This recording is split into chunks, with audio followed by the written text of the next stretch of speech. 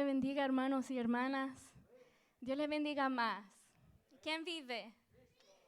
A su nombre. ¿Y su pueblo? Mira, hasta los niños andan en el fuego, hermanos. Gloria a Dios. Gloria a Dios. Y damos la gloria y la honra a nuestro Señor Jesucristo por traernos aquí en este lugar. Aquí estamos con bien, con salud y bueno, estoy muy agradecida con el Señor por este privilegio. Sabemos que no es fácil pasar aquí al frente porque es una gran responsabilidad, pero con la ayuda de nuestro Dios, Él nos ayudará en esta noche. Amén. Y antes de leer la lectura bíblica, quiero que nos unamos en oración en esta noche y que sea el Señor hablando sobre nuestras vidas, amén. Que sea el Señor hablando a nuestras vidas en esta noche. Pueden ponerse de pie y vamos a orar, porque sabemos que si hay más de 2 o 3, de acuerdo con una petición, la palabra de Dios dice que esa petición será cumplida. Amén. Y sabemos que el Señor ya está aquí en este lugar, porque aquí hay más de 2 o 3. Amén. Oremos, hermanos. Gracias, Señor, por traernos aquí en este lugar. Que seas tú ayudándonos en esta noche. Padre, yo me humillo ante tu presencia reconociendo que no soy perfecta, Señor. Señor, yo tengo mis defectos y tengo mis debilidades, pero en esta noche te entrego mi debilidad, Señor. Te entrego, Padre, mi corazón, Señor. Tú conoces lo más profundo de nuestros corazones. Tú conoces lo más profundo de nuestros pensamientos, Señor. Y en esta noche, Señor, te pido que quites toda distracción, todo pensamiento que distrae, Señor, en el nombre de Jesús. Sabemos que la mente es donde el enemigo ataca a veces. Y en esta noche queremos escuchar tu voz, queremos estar atentos a tu palabra, Señor. Reconozco que sin ti soy nada, Señor. Sin ti soy nada y necesitamos más de ti cada día, Señor. Tu palabra dice que tú vas perfeccionando la obra que tú has empezado en nosotros, Señor. Aunque no somos perfectos, pero tu Espíritu Santo sigue obrando en nuestros corazones día a día. En el nombre de Jesús te pido que toques los corazones, porque esta palabra no es mía, Señor. Esta palabra es tuya, Señor. Y a ti es dada toda la autoridad, mi Dios. Tú tienes el poder para sanar. Solo con tus palabras puedes sanar al enfermo. Solo con tus palabras puedes romper las cadenas, Señor, en esta noche. Solo por tu palabra, porque tu palabra tiene el poder. Gracias, mi amado Dios. Gracias, Espíritu de Dios. Reconozco que soy necesitada de ti, que no soy autosuficiente, Señor. Y que seas tú bendiciendo a cada hermano que se esforzó a llegar a este lugar, Señor. Entregamos toda carga, toda preocupación, Señor. Todo lo que no viene de ti lo entregamos ante ti en el nombre de Jesús, porque fiel eres tú. Tú eres el que escucha las oraciones del justo. Tú eres el que escucha las oraciones de tu pueblo. En el nombre de Jesús oramos. Amén y amén. Y quédense de pie. Vamos a leer Juan 5:19. Alabado sea el nombre del Señor en esta noche. Amén. Juan capítulo 5, verso 19. Y lo leemos honrando al Padre, al Hijo y al Espíritu Santo. Amén. Dice así: respondió entonces Jesús y les dijo: de cierto os digo, no puede el Hijo hacer nada por sí mismo, sino lo que ve hacer al Padre.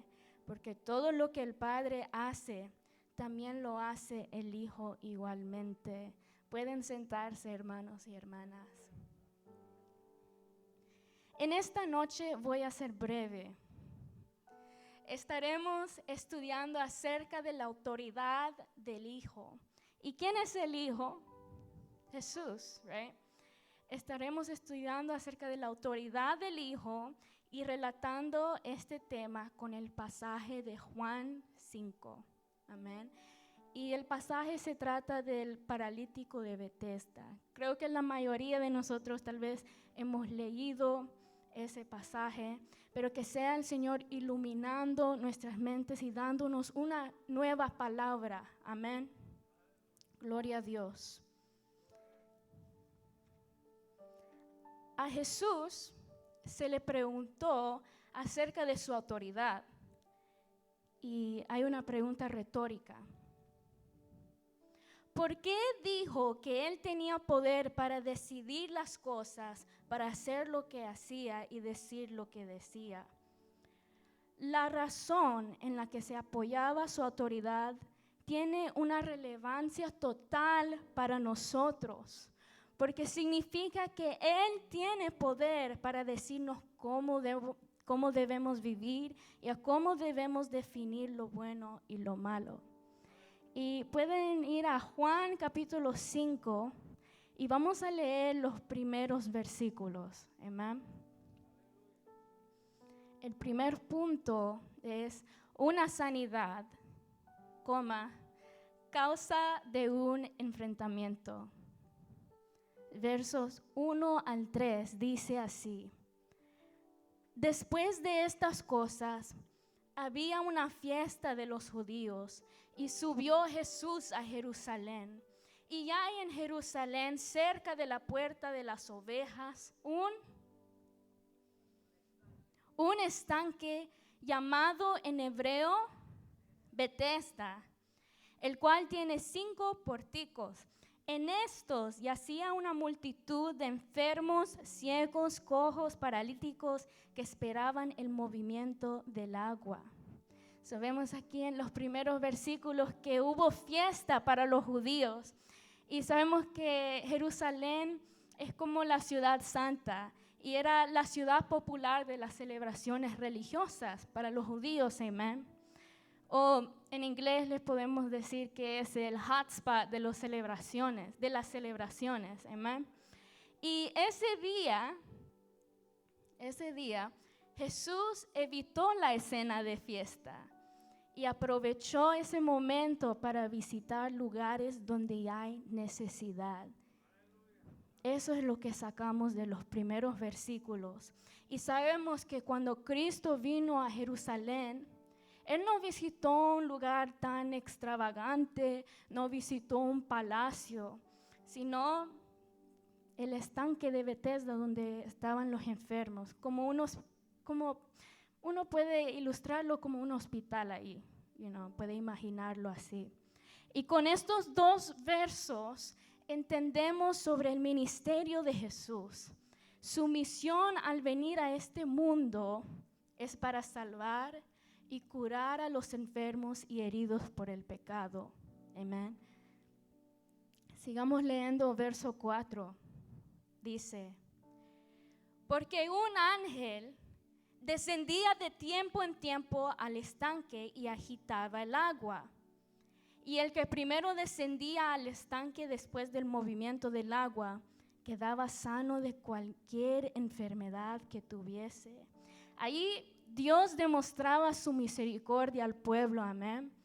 Aun cuando no hubo profecía ni milagros por 400 años, porque recuerda que después del libro de Malaquías, después del Antiguo Testamento, hubo una época de silencio donde no hubo profecía ni milagros. Dios no habló durante esa época.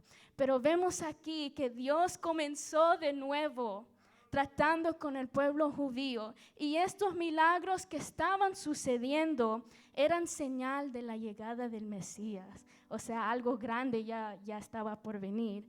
Bueno, los que estaban en el estanque de Betesda no sabían que ya nació el Mesías, Jesucristo, amén. Sigamos leyendo, versos 5 al 6. Ya vamos a mi parte favorita, gloria a Dios. Y había allí un hombre que hacía 38 años que estaba enfermo. Cuando Jesús lo vio acostado y supo que llevaba ya mucho tiempo así, le dijo, ¿quieres ser sano? 38 años con esa condición, pasó la mayoría de su vida así. Qué difícil, ¿verdad? Qué difícil. Y sin preguntarle al hombre cuántos años llevaba enfermo, Jesús ya lo sabía. Y eso demuestra la omnisciencia de nuestro Dios, que Él lo sabe todo. Amén. Verso 7. Señor, le respondió el enfermo, no tengo quien me meta en el estanque cuando se agita el agua. Y entre tanto que yo voy, otro desciende antes que yo. El hombre paralítico aquí expresa su frustración y su impotencia. Y este pasaje contrasta con el pasaje en Marcos 2. ¿Cuántos han escuchado del paralítico en Capernaum? Donde hubo como 4 amigos y de allí como que abrieron el techo y lo bajaron a Jesús, ¿verdad? Hay un contraste aquí.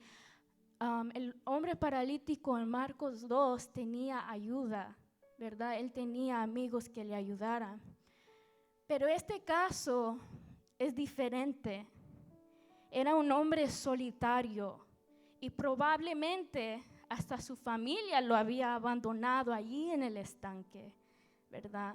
Nadie le ayudó para recibir su milagro. Pero después aquí aparece un hombre desconocido llamado Jesús que le demostró verdadera compasión y misericordia. Y aquí está el Señor en este lugar, que tal vez uno puede sentirse decepcionado de la vida o del hombre, pero nuestro Dios es compasivo y Él es fiel con nosotros. Y Él nos da esa paz que sobrepasa todo entendimiento, amén. Así es nuestro Dios, amén. Él es compasivo. Su compasión y misericordia. También en el verso 7 podemos ver el egoísmo del hombre. A veces cada uno de nosotros buscamos lo suyo, pues, buscan lo suyo. Y en este caso me imagino que los que se sanaban o los que pudieron lograr entrar en el estanque, tal vez se fueron y olvidaron de los que se quedaron allí. Pero Jesús no olvida de nosotros, amén. En vez de estar en la fiesta, en la celebración, Él llegó al lugar de necesidad, amén.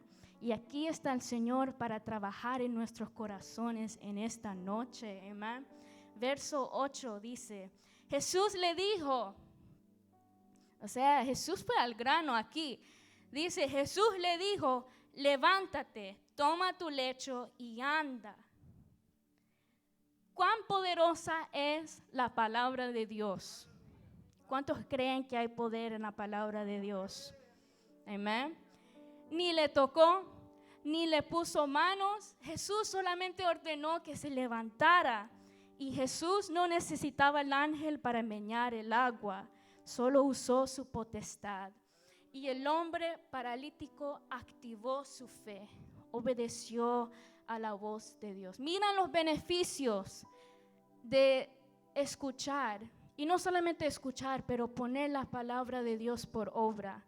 Mira el beneficio de poner la palabra de Dios en práctica, ¿verdad? Jesús le ordenó. Y quisiera regresar al nombre del estanque. Se llama Bethesda, ¿verdad? Y eso significa casa de misericordia. Recuerda que el paralítico estuvo en su condición ¿por cuántos años? 38 años. No sé si hay algunos aquí que tal vez se identifican con el paralítico, que llegan a la casa de misericordia, llegan a los ayunos, llegan a las vigilias, van a los 2 servicios de los domingos, pero sigue igual. sigue estancado en su misma condición. Pero en esta noche el Señor nos está diciendo, levántate, toma tu lecho y anda. Gloria a Dios. El Señor conoce nuestra condición. Y el paralítico no tenía otra opción pero esperar. Tuvo que esperar 38 años por la misericordia y la bondad de Dios. Pero el Señor conoce nuestra condición y en esta noche, si hay alguno, ya sea puede ser un servidor o un amigo que tal vez nunca verdaderamente ha conocido a Jesús, el Señor está aquí para levantarnos en esta noche, amén, para cambiar nuestra vida. Y cuando Jesús aparece en nuestras vidas, Él cambia las cosas para bien, amén. ¿Cuántos creen en eso? Que a los que aman al Señor, todas las cosas le van bien. Romanos 8:28. Este hombre estuvo 38 años esperando recibir un milagro de una forma que él no podía recibir. Era paralítico. No podía levantarse para sumergirse en el estanque. Amén. Porque como un paralítico se iba a mover rápido para meterse, si allí en el verso dice que el primero que descendía al estanque después del movimiento del agua quedaba sano de cualquier enfermedad que tuviese. Yo imagino que cada año o cada vez que el ángel llegaba, tal vez el paralítico luchaba, o no sé, tal vez él se dio por vencido. Amén. Pero Jesús aparece en un momento, en un solo momento, cambia la vida entera de este hombre. Amén. Vamos a leer versos 9 al 13. Él se levanta y al instante fue sanado, dice el verso 9, y tomó su lecho y anduvo, obedeció a la voz de Dios. Y era día de reposo aquel día. Entonces los judíos dijeron a aquel que había sido sanado, es día de reposo, no te es lícito llevar tu lecho. Él les respondió, el que me sanó, él mismo me dijo, toma tu lecho y anda. Gloria a Dios. Y ahora voy a hablar acerca del día de reposo, porque creo que hay algunos de nosotros aquí que tal vez no sabemos mucho del concepto, pero tal vez la hemos escuchado. Pero Éxodo 31:15, y lo voy a leer en la Nueva Traducción Viviente, dice, tienen 6 días en la semana para hacer su trabajo habitual, pero el séptimo día será un día de descanso absoluto, un día santo dedicado al Señor. Cualquiera que trabaje el día de descanso será ejecutado. Eso está mencionado en el Antiguo Testamento y era parte de la ley de Moisés. Y entonces ese hombre, con andar con su lecho, estaba en riesgo de recibir el castigo de muerte. Porque ahí dice que el que rompe la ley o el que no guarda el día de reposo morirá. Lo acabamos de leer. Pero al hombre no le importó lo que la gente le iba a decir. Era día de reposo y estaba en riesgo de recibir muerte. Pero no le importó las amenazas de la gente porque él reconoció la autoridad de Jesús. Amén. Ahora, ¿cuál era el propósito del día de reposo? A veces lo relatamos con, es un día guardado, pero ¿qué hace uno ahí? ¿Qué hace? No solamente es para descansar, tampoco es un pretexto para evitar el trabajo, hermanos. El día de reposo era para dedicárselo al Señor, ¿verdad? Para glorificar a Dios y apartar un día en regocijarse. Podemos relatarlo como los domingos que tenemos servicio y dedicamos ese día para el Señor. Pero los fariseos tomaron esa palabra literal que uno no puede trabajar, Pero verso 11 dice, Él les respondió, el paralítico que fue sanado, el que me sanó, él mismo me dijo, toma tu lecho y anda. Y con esta respuesta, él les quiso decir, el que me dijo que caminara con mi lecho me sanó. Este hombre tiene el poder de Dios. Así podría ser interpretada la respuesta de él. Sin embargo, si leemos verso 12, dice, entonces le preguntaron los fariseos, ¿quién es el que te dijo, toma tu lecho y anda? Y podemos ver que ellos pusieron más importancia en las tradiciones externas de la ley de Moisés que glorificar a Dios. En vez de preguntarle al hombre, ¿quién te sanó? Ellos insistieron en preguntar, ¿quién es el que te dijo, toma tu lecho y anda? Ellos no se alegraron en la sanidad del hombre y no les interesó el poder ni la compasión de Jesús. Qué tremendo eso, que cuando uno hace el bien y después como que en vez de ver la sanidad o cómo Dios se ha glorificado, ellos solamente como que se endurecieron sus corazones, ¿verdad? Y verso 13 dice, y el que había sido sanado no sabía quién fuese. O sea, este hombre no sabía que Jesús le sanó. ¿Quién era este hombre? Dice, porque Jesús se había apartado de la gente que estaba en aquel lugar. O sea, como que se desapareció. O en inglés le decimos, está MIA el hombre. Pero tal vez lo hizo por huir del aplauso popular. Uno no sabe. Sabemos que Jesús no es como nosotros, ¿verdad? Que a veces buscamos la vanagloria o el reconocimiento, pero Jesús era un hombre humilde y solamente le importó cumplir la voluntad de Dios, la voluntad del Padre.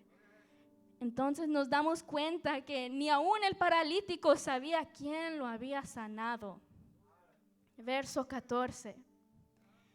Después le halló Jesús en el templo y le dijo, mira, has sido sanado, no peques más para que no te venga alguna cosa peor. Santo. Entonces Jesús desapareció, pero regresó. Y le dijo, miren, ten cuidado, please. Verso 14. Sabemos que aquí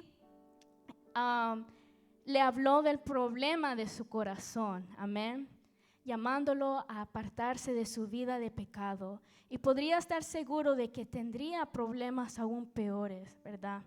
Y este es un ejemplo de muchos ejemplos en la Biblia que nos demuestra la importancia de guardar nuestro corazón. El libro de Proverbios dice, sobre toda cosa guardada, guarda tu corazón porque de él mana la vida. Amén. Pero hay otro ejemplo que les quisiera compartir en esta noche. Mateo 22:37 dice así, Jesús le dijo, amarás al Señor tu Dios con todo tu corazón, con toda tu alma y con toda tu mente. O sea, corazón, alma y mente. Y esto lo he predicado en la célula. Entonces Dios le bendiga a mis hermanos de la célula que ya han recibido esta palabra. Corazón, alma y mente. Tres cosas que van en común. Lo podemos relatarlo a tres cosas de nuestro ser, ¿verdad? Está ubicado en nuestro interior. O sea, ustedes no pueden ver mi corazón, no pueden ver mi alma, no pueden ver mi mente, ¿verdad? Y entonces, esas tres cosas están en el interior de uno. Son los elementos más profundos de nuestro ser. Y aun cuando Dios viene y sana a un enfermo físicamente, no pasa por alto lo más importante, que es el corazón. Amén. El bienestar espiritual inicia por dentro primero. Amén. A Dios no le bastan las apariencias. Y aquí vemos que Dios pone importancia en un amor sincero y genuino. Amén. un amor sincero y no superficial. Entonces él regresó al paralítico para decirle, mire, ten cuidado con su corazón, deja el pecado, porque eso corrompe el corazón, ¿verdad? Y lo que me llamó la atención es la parte final del verso 14, que dice, para que no te venga alguna cosa peor. Pero ¿qué puede ser peor que 38 años de parálisis? O sea, yo me pregunté eso y podemos decir la condenación eterna, el infierno, amén. Y Jesús le advierte que no peque más. ¿Y cómo podemos hacer eso? ¿Cómo podemos evitar el pecado? Porque es parte de nuestra naturaleza y yo sé que con mis propias fuerzas yo no puedo vencer la tentación o el pecado, ¿verdad? Solo con la ayuda del Espíritu Santo.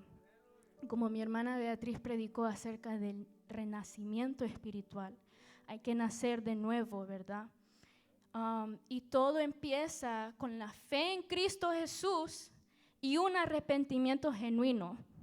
O sea, no como lágrimas de cocodrilo, como algunos dicen, un arrepentimiento genuino que viene de aquí. Amén. Y Dios se encargará del resto. Amén.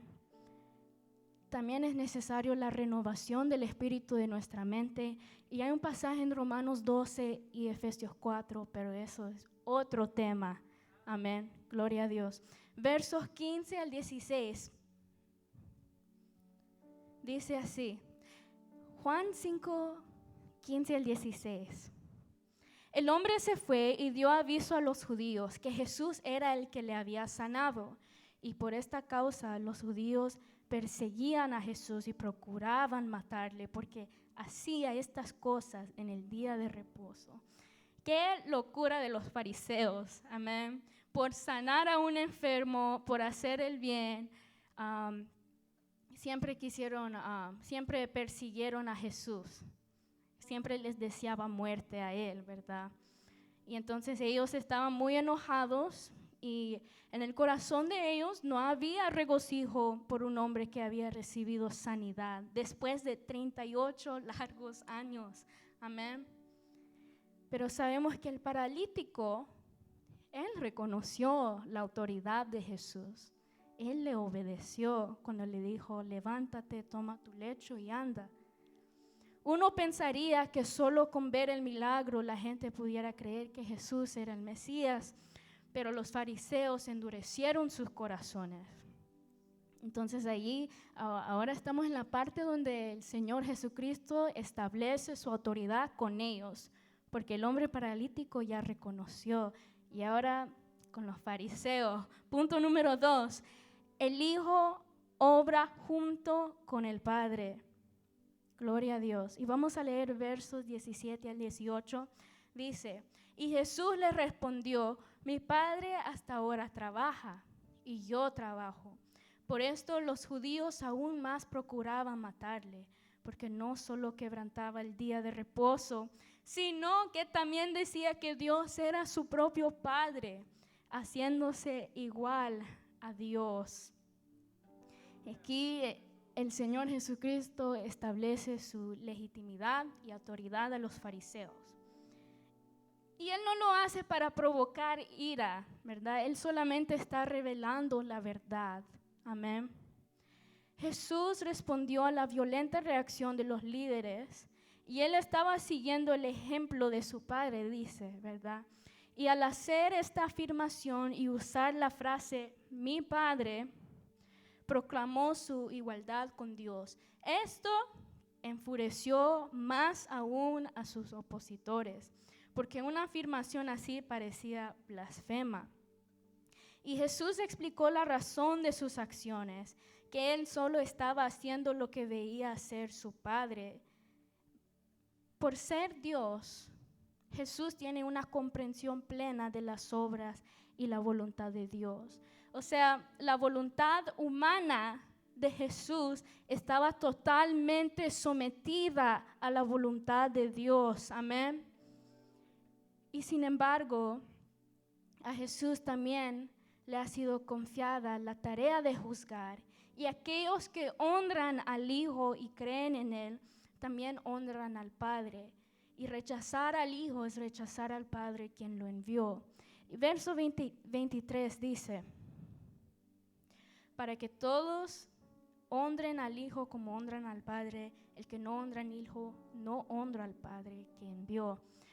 Podemos relatar esto con Juan 14:6, donde dice que que Jesús es la verdad, el camino, la verdad y la vida, y que nadie viene al Padre sino a través de Jesús, y que no hay otro mediador entre Dios y el hombre, sino solamente a través de Jesús. Y aquí Él establece su autoridad y también su deidad como Hijo de Dios.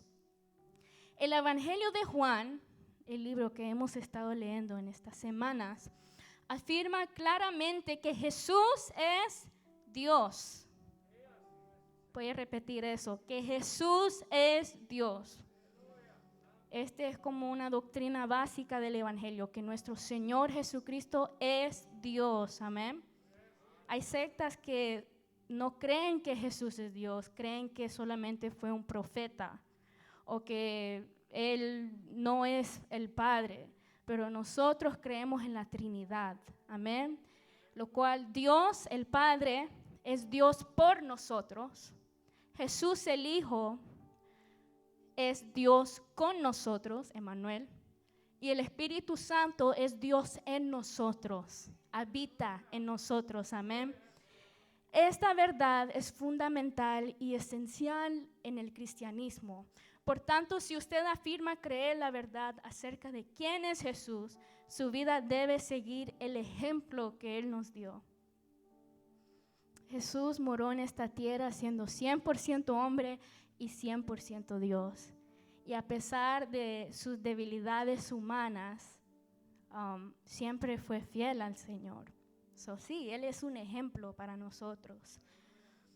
Jesús es su autoridad y lo llama a obedecer su palabra, honrando de esa manera al Padre. Pero antes de ir al tercer punto, quisiera leer unos pasajes que también apoyan el argumento de que Jesús es Dios. No sé si habrá una ocasión donde tal vez la gente nos preguntará sobre nuestra fe y hay que estar bien informados. Amén. Vamos a leer Juan capítulo 1, verso 1. Me encanta este verso cuando me preguntan. Juan 1:1 dice, en el principio era Él.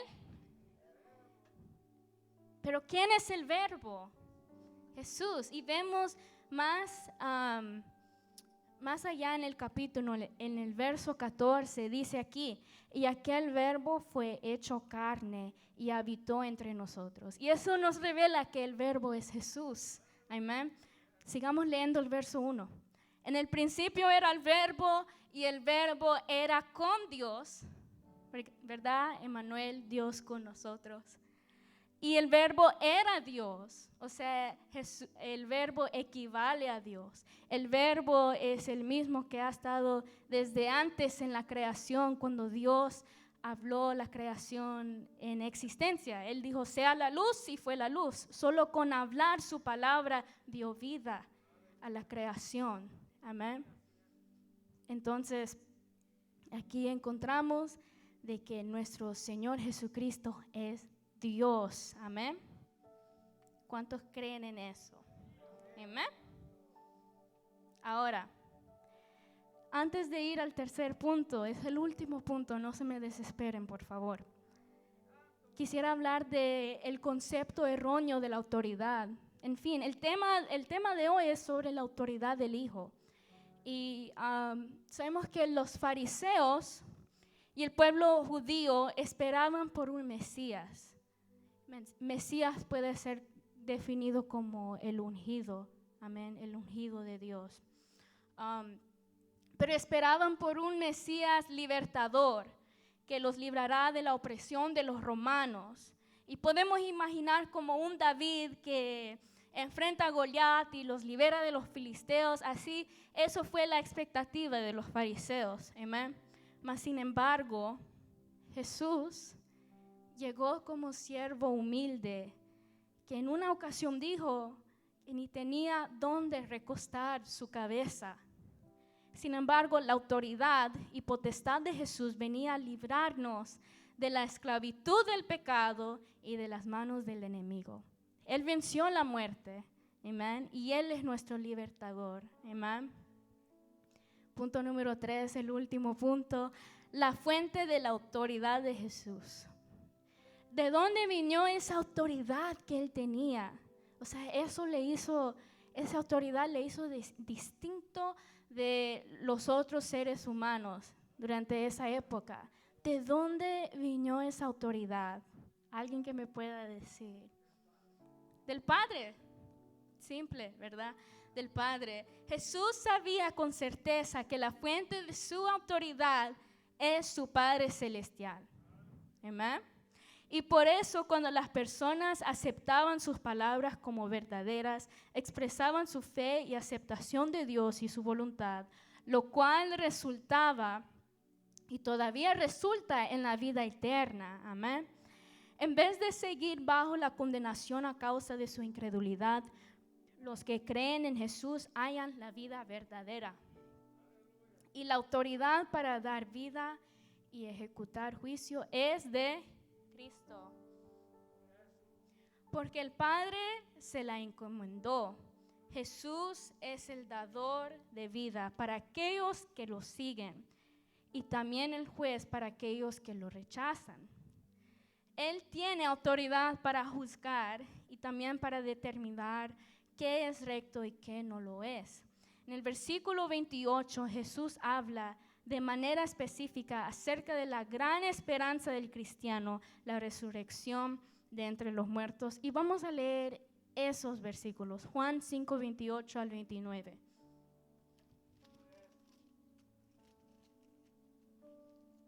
Juan capítulo 5, versos 28 al 29.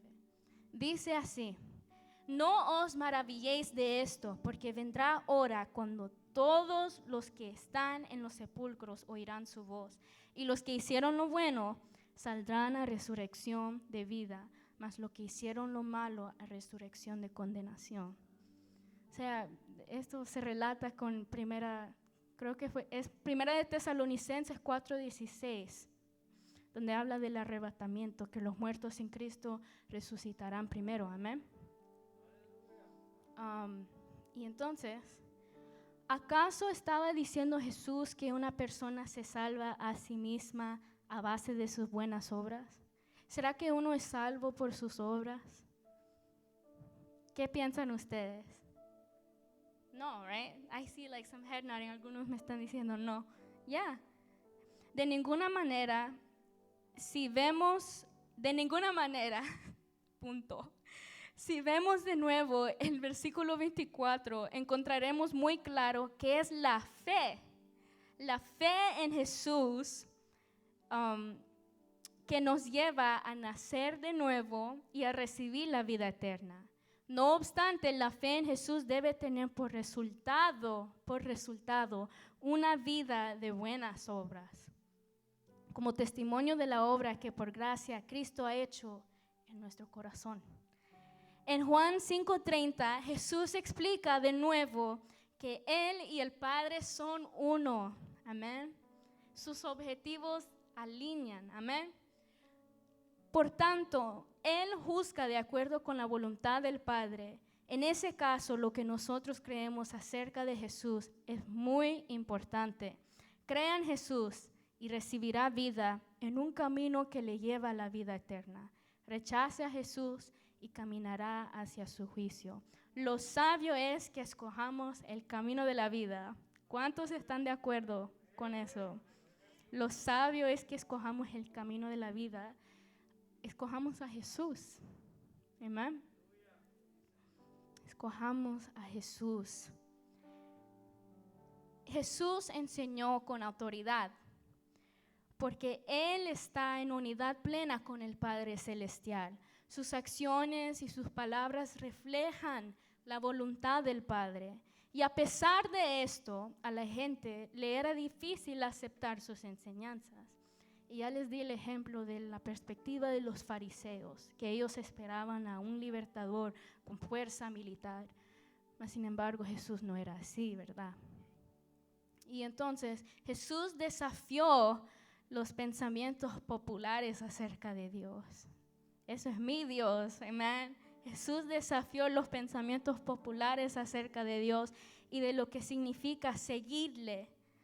Por eso presento con claridad las consecuencias que producirían según la persona creyera en él o lo rechazara, y no dejó terreno intermedio entre esas dos opciones. Siendo así, ¿qué escoge usted? La fe en Jesús nos lleva a una gran esperanza, tanto para hoy como para el futuro. Rechazarlo significa que la persona sigue espiritualmente muerta y carece por completo de esperanza para el día en que comparezca ante Él para ser juzgado. Escogemos a Jesús, amén.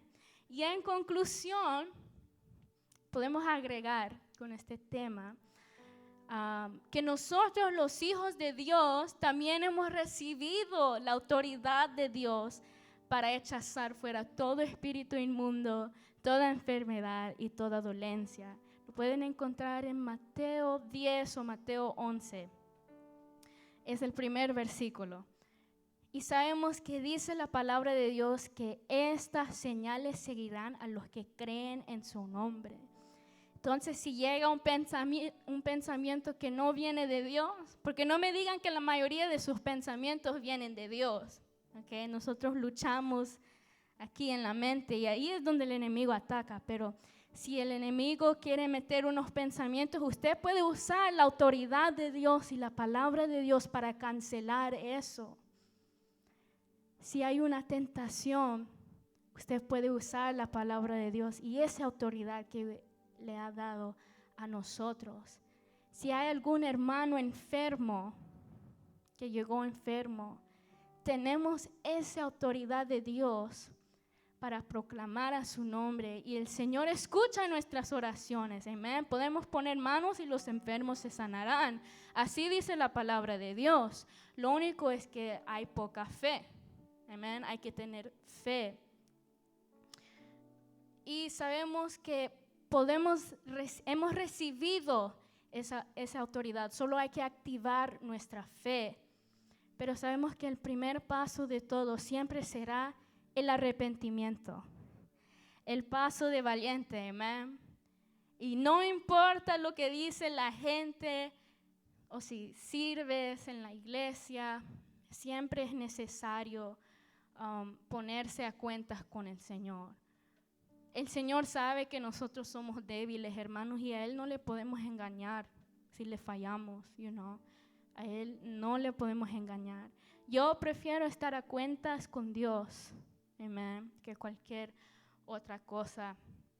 Y si hay algo que aprendí de este pasaje es que a Dios no le bastan las apariencias.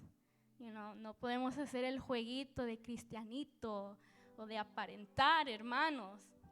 O sea, con la salvación no se juega y es difícil decir esto porque nosotros somos carne, somos débiles, pero la Biblia dice que Él nos ayudará y que Él nos perfeccionará para que seamos irreprensibles en el día de nuestro Señor Jesucristo. Pero el Señor quiere sanar los corazones también, quiere perdonar pecados y solamente toma un paso de fe, un paso de obediencia para alcanzar la bendición que Dios tiene para ti. Amén. Porque cuando uno reconoce la autoridad de Jesucristo, uno se da cuenta de que nada importa más que agradar a Dios. Amén. Dios les bendiga, hermanos. El Señor, hasta aquí, el Señor me ha permitido predicar su palabra y ustedes pueden ponerse de pie. Vamos a orar. Que sea el Señor ayudándonos en esta noche. Nuestro Dios es un Dios todopoderoso. Oh Jesucristo, tú eres lleno de autoridad. Y en esta noche nos ponemos a cuentas contigo. Tú eres el Dios omnisciente, tú lo sabes todo y tú conoces nuestra condición de la misma manera que tú conociste la condición del paralítico, Señor. En el nombre de Jesús, si hay algún hermano que anda estancado en la fe, Señor, tú tienes el poder para levantarlo. Tú tienes ese poder, mi amado Dios, mi amado Espíritu Santo. Invocamos a ti, Señor, porque solo tú eres el poderoso que puede hacer la obra, Señor, en el nombre de Jesús. No sé si hay algún hermano que quiere hacer la oración de fe. Es un paso de valiente. No mires su condición, no mires al vicio, no mires al que está a tu lado. En esta noche el Señor quiere empezar comunión contigo. El Señor nos invoca a un amor verdadero. El Señor nos invoca para que nos pongamos a cuentas con Él. Y en esta noche aprovechemos este momento, hermanos, porque hoy es la noche de salvación para vuestras vidas.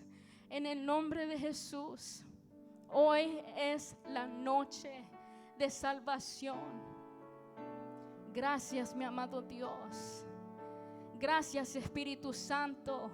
Que seas tú limpiando, Padre, toda falta, todo pecado. El amor cubre todo pecado, dice tu palabra. Tú pagaste nuestra deuda, Señor.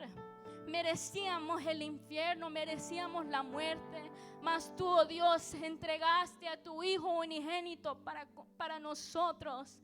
Él tomó nuestro lugar. En el nombre de Jesús, siguen en comunión, hermanos, mientras que yo paso el tiempo a mi pastor. Gloria a Dios.